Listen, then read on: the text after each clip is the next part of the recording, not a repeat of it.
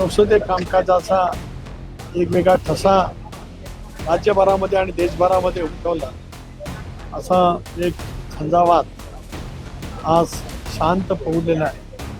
त्याचं शल्य दुःख या प्रांगणातल्या प्रत्येक अणुरणेचा, प्रत्येक आलेल्या इथल्या व्यक्तिमत्वाला आणि इथे ज्या काही अदृश्य आहेत म्हणजे इथल्या भिंती असतील, इथली माती असेल, या सगळ्यांनाच ती ओळख गेल्या 35 वर्षाची जीवाभावाची ऋणानुबंधाचे संबंध असलेली, जणू का आपलंच काय आहे अशा पद्धतीची असलेली, निसर्गाला सुद्धा वाटावं अशा पैसा दादांचा तो झंझावात या सभागृहाने गेले 35 वर्ष त्या ठिकाणी अनुभवला। सभागृहातली त्यांची अभ्यासपूर्ण भाषणं, दीर्घकाळ मांडलेला सर्वाधिक मांडलेला अर्थसंकल्प, राज्याच्या आर्थिक स्थितीच्या बाबतीमध्ये त्यांनी वेळोवेळी घेतलेली खबरदारी, त्याचबरोबर राज्याच्या हितासाठी घेतलेले निर्णय, त्याच्यासाठी दिलेला फार मोठ्यासाठी निधी, सर्व समाजासाठी सर्व घटकांच्यासाठी त्यांनी घेतलेले निर्णय आणि निर्णय घेत असताना सभागृहातली त्यांची वेगवेगळी भाषणं हे सुद्धा एक तऱ्हेचं ग्रंथ होऊ शकेल। मग ते आमदार म्हणून केलेलं असेल, राज्यमंत्री म्हणून केलेलं असेल, मंत्री म्हणून असेल, विरोधी पक्षनेता असेल, उपमुख्यमंत्री असेल किंवा अर्थसंकल्प चर्चेच्या द्वारे त्यांनी केलेलं भाषण असेल, ही सुद्धा एक तऱ्हेचा ग्रंथ त्या ठिकाणी होईल। हलकं फुलकं बोलणं, विनोद, एखाद्या विषयावरती तत्काळ आपलं मत त्या ठिकाणी व्यक्त करणं, विलक्षण पद्धतीची हातोटी दादांनी या विधानसभेच्या प्रांगणामध्ये दीर्घकाळ त्या ठिकाणी दाखवलेली आहे।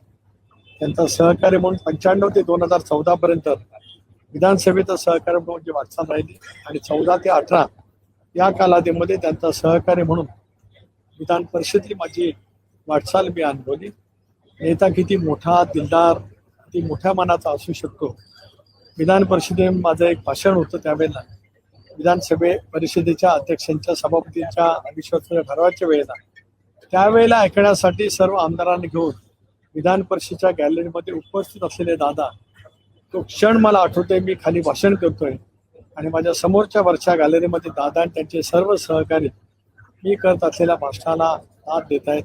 एक नेता आपल्या सहकार्याच्या वरती किती प्रेम करतो, व्यासंगी विचार आपला सहकारी करत असलेल्या, व्यक्त करत असलेल्या भावना ठामपणे त्याच्या पाठीमागे त्या पद्धतीने ते सतत उभे राहिले। आज सारंच काय आम्ही गमावलेलं आहे।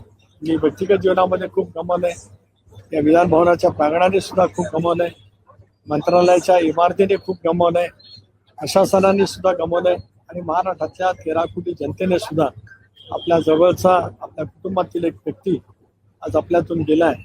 ही हळ प्रत्येकाच्या मनामध्ये दीर्घकाळ त्या ठिकाणी राहील। त्यांच्या विना विधानसभेच्या प्रांगणात प्रवेश हा आमच्या सर्वांच्यासाठी खूपच क्लेशकारक नक्कीच त्या ठिकाणी आहे। असंख्य अशा आठवणी आहेत या प्रांगणातल्या की ज्या आठवणीच्या वरतीच पुढचं जीवन जगणं एवढंच माझ्या हातात। दादांच्या प्रती भावना व्यक्त करण्यासाठी त्या ठिकाणी आलेला आहे। आज संध्याकाळची शोकसभा झाली की मग 26 तारखेला आमची राष्ट्रीय अध्यक्षांची निवड आहे, त्यावेळेला मी जरूर राजकीय या विषयावरती बोलेन।